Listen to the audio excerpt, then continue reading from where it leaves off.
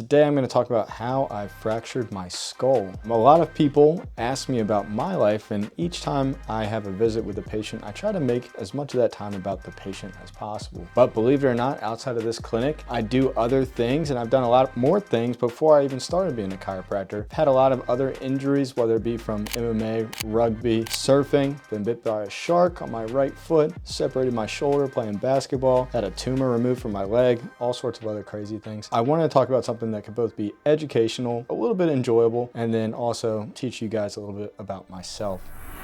Back in 2023, I fractured my temporal bone and my zygomatic arch. And so that is going to be the bones that connect right here and then turn into right below my eye, or the upper cheekbone. When my hair is short, you can see a big scar there from where I had a plastic surgeon go in, pop those bones back out so they could set and heal appropriately. This happened when I was playing rugby for the Frederick rugby team. As far as the exact details, I don't remember them, but I can tell you what I've been told.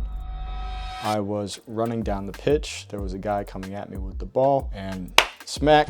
And then after that, don't remember very much. But what I can tell you what I was told, as I was going in for a tackle, I took an elbow directly to the temple or arch area, went down, passed out for a little while, and then a teammate came over, shook me, woke me up. I started to come up to keep playing, and then the coach dragged me off the field, said, "You don't look like you're okay." He asked me if I wanted to go back in. Apparently I said yes. My fiance and her parents said absolutely not. And then there was a big dent in the side of my head from where my skull had caved in from the elbow. And so anytime you have a traumatic brain injury, you may experience what's called a decerebrate or a decorticate positioning. And so you'll either be hunched up like this with your arms curled in, or you can be completely straight out, kind of like how you would imagine a corpse or a vampire. That's what happened to me when I got hit. Just kind of rolled, my arms went out like this. And so I did suffer a pretty bad concussion. A lot of people ask about mild concussions versus moderate concussions. Research now today just says a concussion is a concussion. It means that you have brain trauma. And there's not a really good way to measure how much or how little, unless you had something known as a subdural or epidural hematoma, which is going to be blood around the barrier of the brain. Luckily, didn't have that, had a CAT scan, had a CT. Hopefully Sean can put a CAT scan right here. I sent it over to him of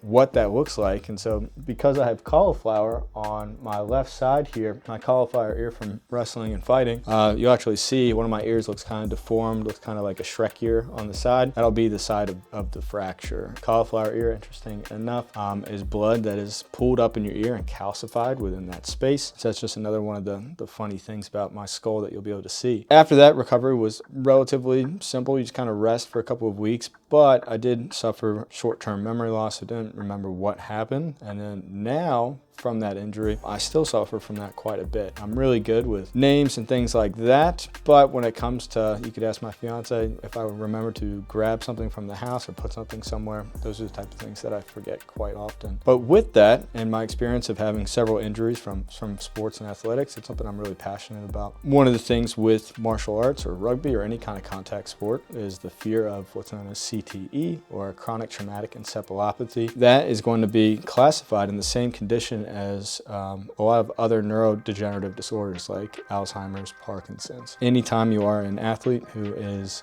doing a contact sport, you are at risk of developing micro brain traumas, which as a result lead to that chronic traumatic encephalopathy. So definitely gonna be something I'm on the lookout for as I get older. I've had 4 or 5 concussions now, with the biggest one being back in 2023. If your son, child, even your daughter plays a contact sport, whether it be soccer, football, where we have a lot of repetitive micro traumas to the brain and skull, those can lead to a lot of significant side effects down the road. So it is very important to monitor your children when they're playing sports. If you suspect a concussion, make sure to pull them out. And tell you, I'm very happy my fiance and her family were there to pull me out of that game, because I could have risked what's known as second impact syndrome. That second impact syndrome means you get another concussion within a short period of time. It causes intracranial swelling like those subdural and epidural hematomas, and a lot of people die from them. So if you've ever heard of a boxer or football player who ended the fight or ended the game, they went to the locker room, they took a shower, and unfortunately they passed away, typically that's from second impact syndrome. So be very careful with your kids playing contact sports. If you are an athlete that plays a contact sport, make sure to keep an eye on your brain. And other than that, feel free to ask me any questions, and hope you guys enjoy the video.